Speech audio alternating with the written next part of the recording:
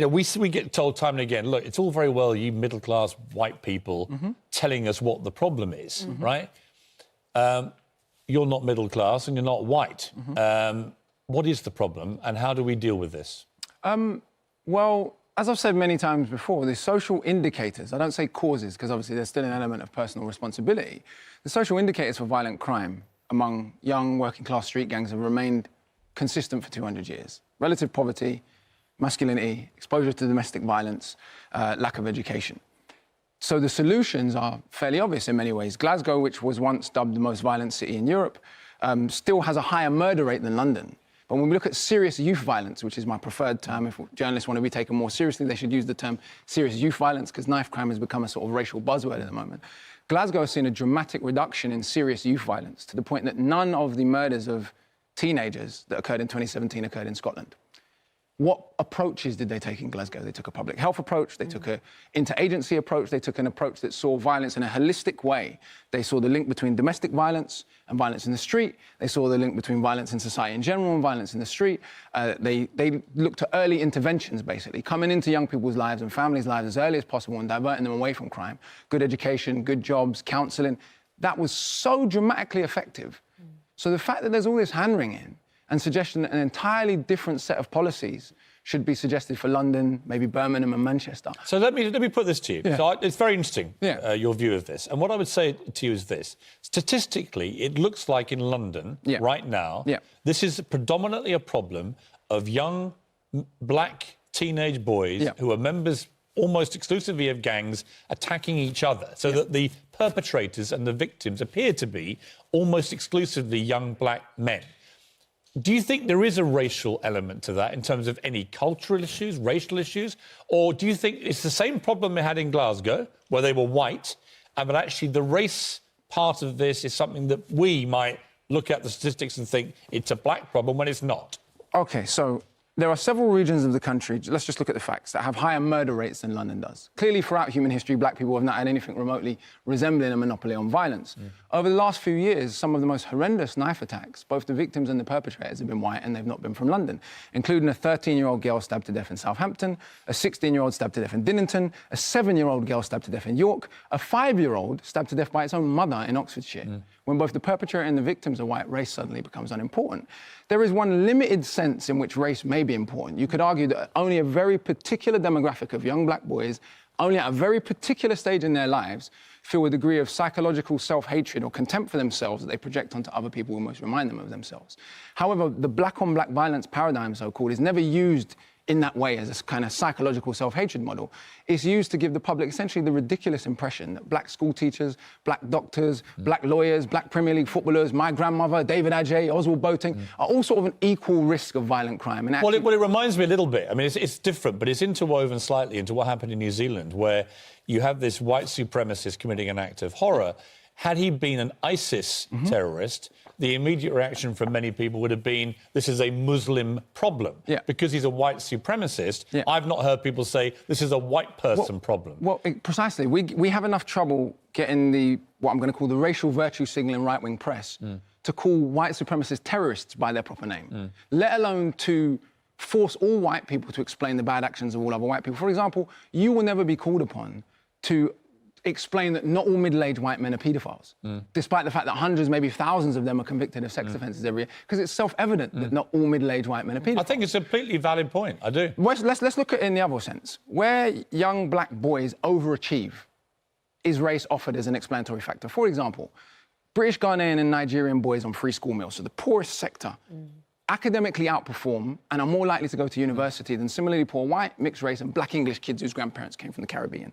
The 4 youngest children in Britain to ever take GCSEs are all black. Romari Wilfred, a young black boy from East London, has a higher IQ than Einstein. Young black men are more disproportionately represented in professional football than any other area of British life, with all of the consequences and implications that has for their contribution to the tax base, etc. So it's almost as if a black person does something negative, the entire so-called black community is to blame. Black person does something positive and they suddenly regain their humanity and their right to be viewed as an individual. What I'm saying is I'm not just talking about what I read in sociology books, I'm talking about what I saw in my real life. But here's a tough question for you. Last point about London, sorry. In the last 2 years, it's still important to remember that the overwhelming majority of murders have not been committed by teenage black boys. So, for example, in 2017, There were 117 or 16 murders, 21 of which were of teenage black boys. In 2018, there were 134. 24 were of teenagers in general. So it's also important so the stats can be twisted any way you like. Precisely. However, let me throw this back at you. Yeah. Notwithstanding all that, and I think it's fascinating what you've been saying, notwithstanding all that, there is no doubt that right now the knife crime element of murder in London is predominantly young black teenage boys. Yeah. And so my question for you is there any racial or cultural element to what is going on relating to knife crime in young black teenage boys? Listen to what you've just said. When you think that blackness is the most important thing to emphasise about these young men, almost half of the young people in prison in Britain, regardless of ethnicity, were in care as children. Almost half of young people in prison in Britain were expelled from school as children. When we offer blackness as an explanatory factor, as if we don't need to know anything else... Is it irrelevant, though, Akala? No. Is it irrelevant? As I said at the top of the programme, or a couple of minutes ago, in the one limited sense in which it may be relevant, i.e. the idea of a kind of particular psychological self-hatred that affects only a very particular group of young black boys and men, and then only at a very particular stage in their life. And what is that? Explore that for a moment. So I'm saying there is an internalised racism, essentially. And you hear this in some rap music in some senses, you see it in some people's behaviours, where basically contempt for black life, only a very particular group of young black boys at a very particular stage... React against it. Perhaps internalise that. But we never use it in that way because that would mean a wider dialogue about contempt for black life in general. Young parents in Ghana, which happens to be one of the most peaceful countries in the world, despite being one of the most poorest, are not worried about their kids getting stabbed to death on the way to school. No. So clearly this is something specific, if we're talking about that psychological self-hatred element, to Britain and the United States and other places. Carla, can I ask, because it was the particular point that Alex had made his really important intervention on, prison sentences and increased police presence and numbers. What effect might they have? On reducing crime in the long term, virtually zero.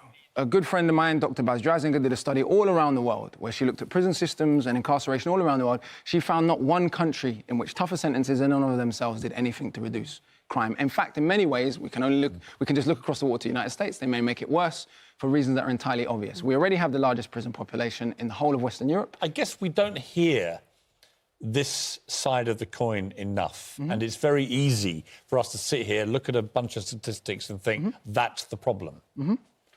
Well, I think there's a number of reasons for that. I myself was the beneficiary of a Pan-African Saturday school tradition. So in post-war Britain, there were a whole tradition of essentially black Saturday schools, black-on-black education, if you will. And I was a beneficiary of that. Voices from that community and from that tradition have very rarely been heard. But coming back to the point you were making about sentencing, let's remember we've got a couple of centuries of this type of violent youth crime in predominantly white communities in Britain. What has led to reductions and solutions? At the turn of the 20th century in Manchester, it was intervention by church groups, it was intervention by community groups, it was ameliorative approaches, essentially. In Glasgow, the same thing has occurred recently in the last few years, yet we're being suggested the exact opposite policies that have been effective in British history and white communities, both at the turn of the 20th century in Manchester and recently in Glasgow. We should pursue exact opposite policies in London. What would you say to a young black teenage boy in London right now who might be wandering around carrying a knife for self-protective reasons, whatever the reason may be, very specifically, what would you say to them? It wouldn't be just to young black boys. As I said, it could be in Greater Manchester, it could be in Glasgow, it could be anywhere. There are a number of solutions. And I think mandatory self-defence in schools could be one of the solutions. Not because you would teach anyone to face down people carrying knives, shoot and run away with someone's carrying a knife. However, when you practice self-defence, it gives you a certain self-confidence. I work in schools a lot and I see essentially good boys carrying knives out of fear. So I think that can be one of the solutions. I think support for the scores of already existing community groups that exist in the communities we talk a lot about, but not to. I think incentivising schools to reduce expulsions. We know that expulsion from school, that PRU trajectory is basically the beginning of the former head. The exclusion then leads to the former head of the prison service, Martin Neri, said when the 13,000 kids we expel from school, we may as well give them the prison sentence then and there. I'm not saying it's that simple. However, we could incentivise schools to reduce expulsions, looking at what the cost of the average expelled child cost the British taxpayer and spending that money to keep people in school. So there's a whole load of potential solutions beyond just saying to young people, hey, put down your knives. That or we'll send you to prison. Akala, we could talk to you a lot more about this. It's fascinating. I appreciate you coming on, giving us a very different side to this argument and an important side to the argument that should be taken seriously. So thank you very much. Thank you. Yeah, great to see you. Thank you so much. You have a book, don't you? And you're I do, yeah, I do. Yeah. Do you want to tell us what it is? The only guest who's not been trying to plug something. Yeah, so now's your chance. It's basically a post-war social history of Britain told through my eyes. It's called Natives, Race and Class in the Ruins of Empire.